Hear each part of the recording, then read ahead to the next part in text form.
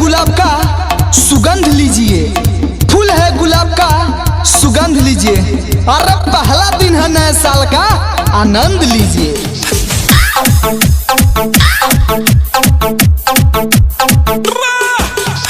नए साल में इतना एटीट्यूड मत दिखाओ पगली। हम क्रिकेट भी तलवारों से खेला करते हैं। जिस शैम्पू से तू नहाती है ना, उससे हम अपने कुत्तों को धोया करते हैं। चल हट। बहुत ही आना लगता है रे।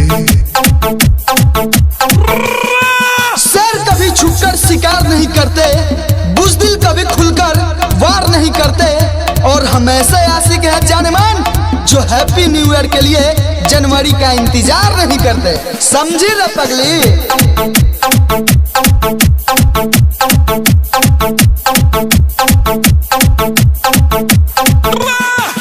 ना तलवार की धार से, ना गोलियों की बौछार से, एडवांस में हैप्पी न्यू ईयर बोल रहा हूँ अपने प्यारे दोस्तों को प्यार से।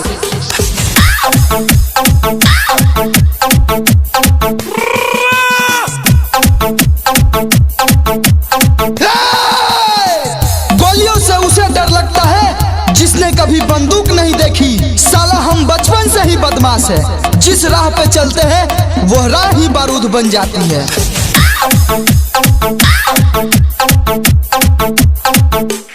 इतना मत अकर रे पगली, जितना तेरी अकेली का वजन है ना, उतने की सिगरेट हम दोस्तों को पिला दिया करते हैं।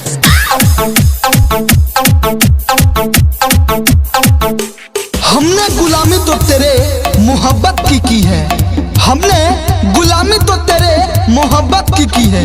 नहीं तो हम पहले भी बदमाश थे और आज भी बदमाश हैं।